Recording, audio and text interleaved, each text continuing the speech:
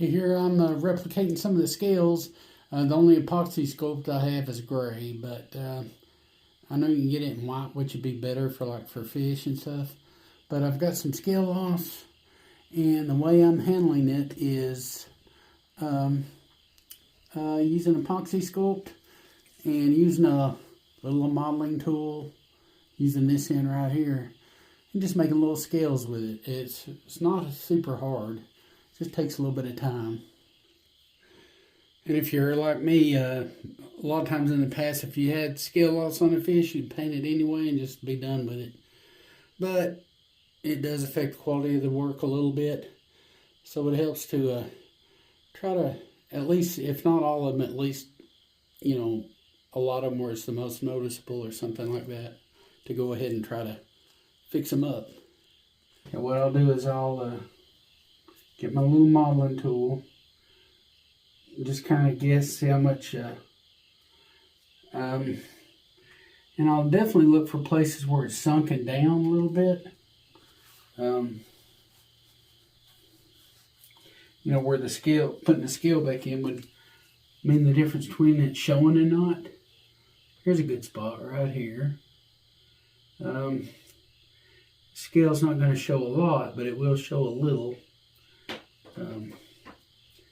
Some of them stick out a lot more, but we'll get there, get here. There's the end of it. The good thing is you can see an imprint of the scale. You see the imprint of where it was supposed to be, and that helps a lot. And to look right there. No, it goes against this one, or it's supposed to go underneath it, or something like that. Yeah. You go through here. We go here. We go there. This scale is supposed to go over the top of it. And it goes here, and there, and there. And that's it right there.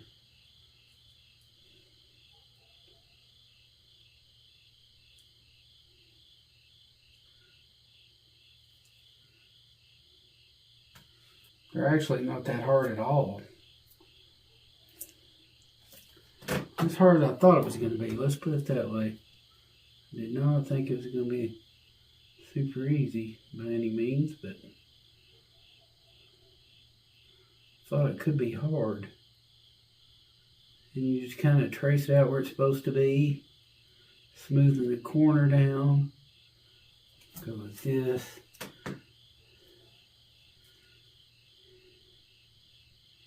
Here we are. Move it down with your little modeling tool. Helps for this real fine art work. I did not think I'd ever need to use these. Really. Well, I guess a lot of people use them on their deer heads and stuff, of course. But you can see how this is supposed to go.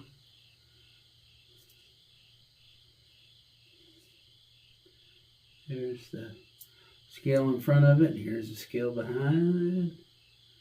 This is the scale right here.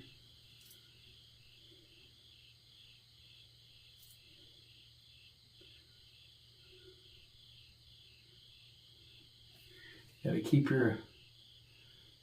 the lacquer thinner on it, of course. And that's what I use, lacquer thinner.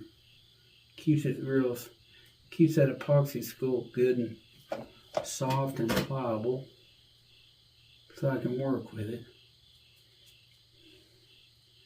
You round off the corner where just use what it already shows you as far as where the scale was, where it went. And then you get as close as you reasonably can to make it look like it was. Minus the color, of course, because it's going to have a separate color. And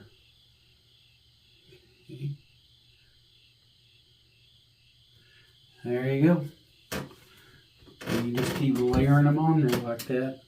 And before long, you've got your scales, and it's not going to be that big of a deal, you know, when you paint it. And so you can see I've done a few more right in there. Well, it's not perfect, but looks a lot better than it did. Yeah, I think it'll be fine. That's how you do it. Yeah, well, it's actually working better for me. I use a Q-tip to kind of get it in place. It doesn't take much at all to make a scale, that's for sure. I kind of guesstimate what I think I need. Right here's a good spot. I'll put some there. Try to get it to stay. Usually I can get it to stay. And I might do a few more. Right here. Right here. A very good spot for one. The spots that are going to have like black dots, it's almost like the black dot might hide the scale, you know, a little bit, you know, the black lines. I may go ahead and put some there too. That's a scale right here. And then of course I get a Q-tip with lacquer thinner on it. Using lacquer thinner, not water, lacquer thinner, and then just with the Q-tip, and then you can use the wet Q-tip. It won't stick to it, and because of that, you can kind of mold it into place, and then come back with a modeling tool and get your edges. You know, make your edges kind of precise, a little bit pronounced. Shape it up, make it look like a scale. But you can use this to, you know, kind of mash it into place so you know what you're working with. You know, form it out, put epoxy sculpt where it needs to be, and maybe not where it doesn't need to be. Just kind of, it helps to give it a good start. Then right here, of course, right here, then sometimes you can get it with just a wet Q-tip too, even, you know, get it pretty darn close. And then I'll come back with my modeling tool.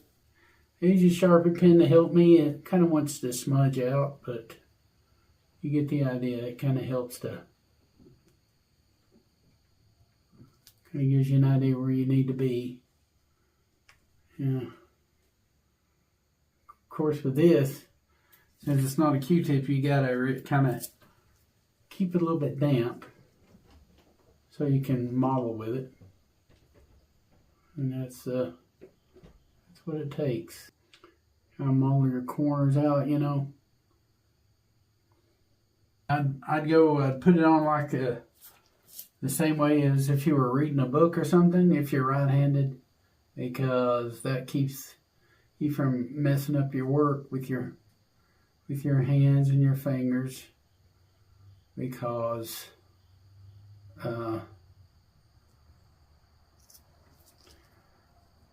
you want to go, if you go this way, then your hand is staying off your work, is what I'm getting at. Come on with it. Make your border look nice, and use a wet Q-tip first. Get everything in place.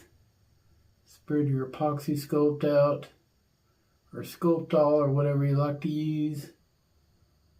You know, whatever modeling compound. Kind of build your border there a little bit, you know. Let it go.